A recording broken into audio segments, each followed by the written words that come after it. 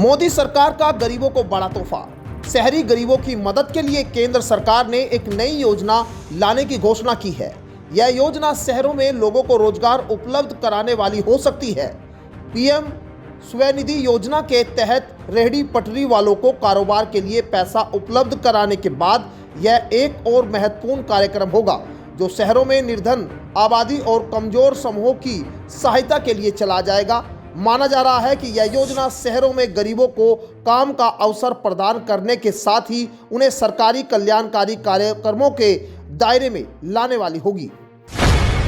किसान credit card के जरिए किसानों को फायदा पहुंचाने के लिए सरकार ने अब 3 लाख से 5 लाख तक लिमिट कर दी है। किसान क्रेडिट कार्ड के जरिए किसानों को उनके खेती के काम के लिए जरूरत के हिसाब से लोन दिया जाता है।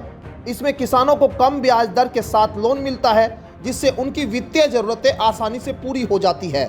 वहीं समय पर लोन चुकाने पर सरकार की ओर से ब्याज दर पर 3% की छूट मिलती है जिससे किसानों को आर्थिक राहत मिल जाती है। किसान क्रेडिट कार्ड के लिए आवेदन करने का तरीका आसान है।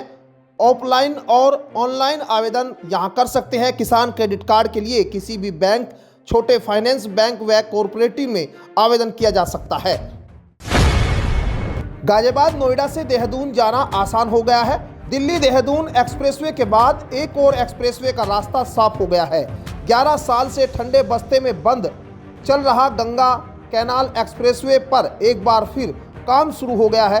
दरअसल नोएडा ग्रेटर नोएडा को सीधे देहरादून से जोड़ने के लिए 11 साल पहले अपर गंगा कैनाल एक्सप्रेसवे परियोजना की शुरुआत की गई थी। हालांकि यह परियोजना उसी समय ठंडे बस्ते में चली गई थी। ग्रेटर नोएडा से सोनाटा, गाजियाबाद, मेरठ, मुजफ्फरनगर, देवबंद होते हुए देहरादून के पुरकाजी तक बनने वाले 8 लेन अपर गंगा कैनाल एक्सप्रेसवे का काम 11 साल बाद शुरू होने जा रहा है।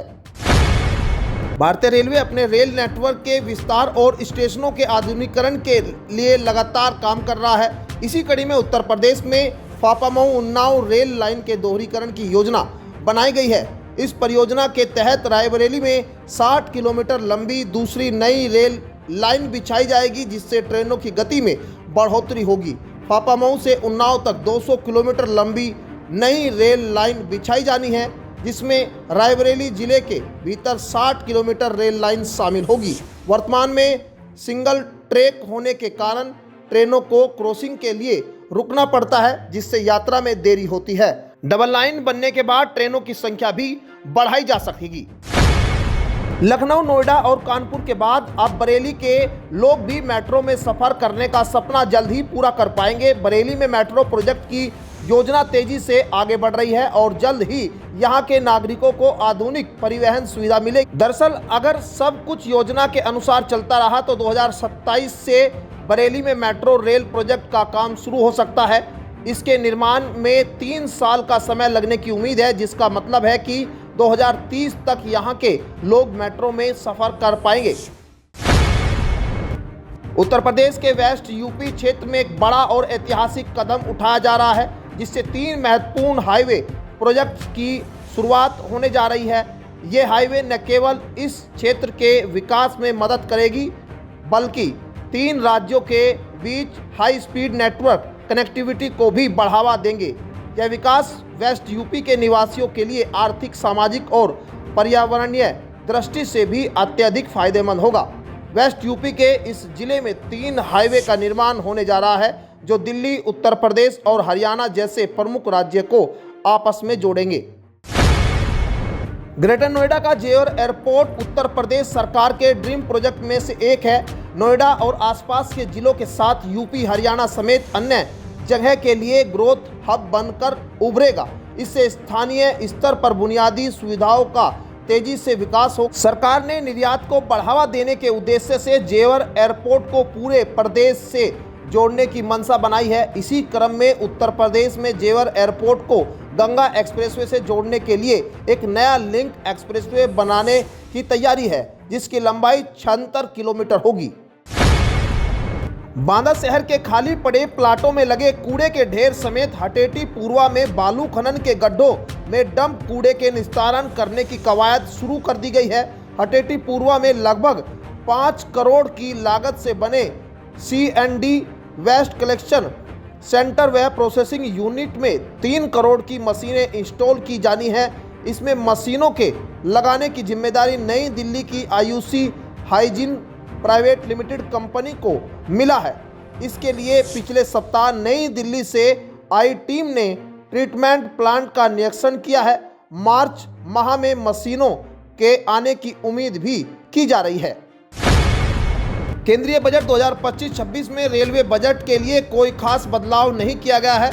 इस वर्ष के लिए रेलवे को 2.52 लाख करोड़ रुपए का बजट आवंटित किया गया है। 2024-25 के लिए भी सरकार ने अंतरिम बजट में रेलवे के लिए लगभग 2.52 लाख करोड़ रुपए का ही पूंजीगत व्यय आवंटित किया था। उम्मीद की जा रही थी कि नए प्रोजेक्ट और बड़े सुधारों के लिए बजट में रेलवे को लगभग 3 लाख करोड़ रुपए का आवंटन हो सकता है। इस बार बजट आवंटन में कोई खास बढ़ोतरी न होने और क्षेत्र के लिए किसी भी बड़े सुधार की चर्चा न होने से बाजार में काफ़ी निराशा हुई और शेयर मार्केट में रेलवे से जुड़ी कंपनियों के शेयरों को भारी गिरावट देखने को मिली।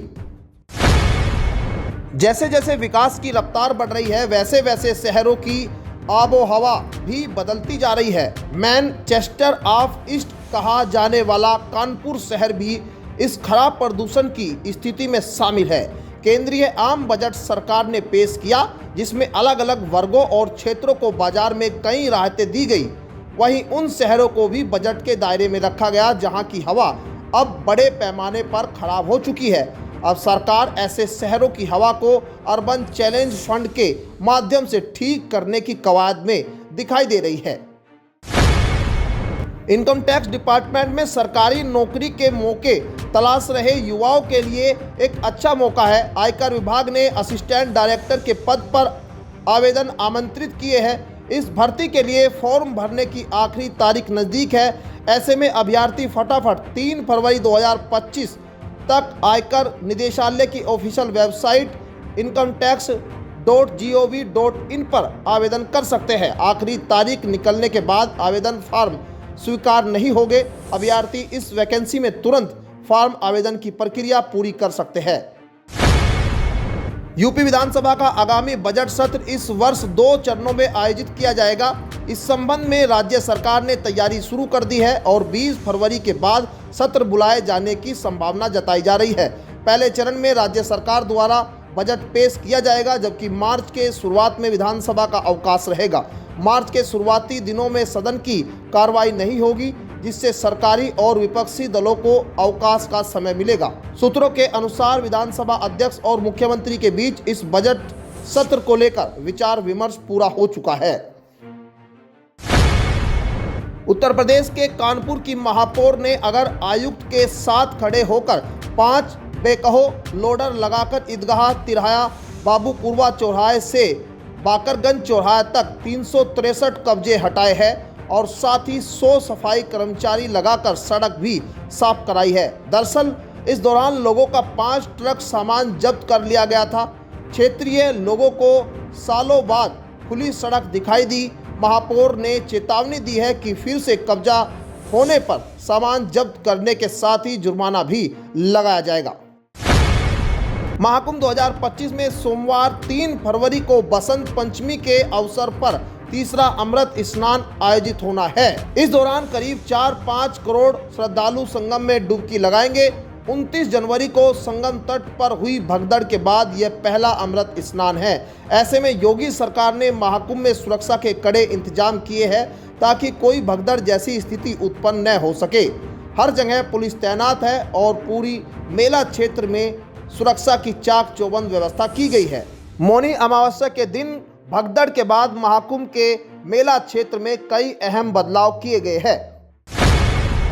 दिल्ली में इन दिनों सुबह और शाम की ठंड बनी हुई है, लेकिन अब दिल्ली का मौसम जल्द ही करवट बदलने वाला है। 3 से 4 फरवरी के बीच बारिश का अलर्ट जारी किया गया है, जिसके बाद तापमान में गिरावट आ सकती है और ठंड की वापसी हो सकती है। दिल्ली के कई इलाकों में कोहरा भी छाया हुआ है। मौसम विभाग के अनुसार पंजाब, हरियाणा, राजस्थान, उत्तर प्रदेश सहित अन्य कई मैदानी इलाकों में भी बारिश का अनुमान लगाया जा रहा है। भारत के मैदानी इलाकों में इस समय न्यूनतम तापमान 6 से 12 डिग्री सेल्सियस के बीच रिकॉर्ड किया जा रहा है।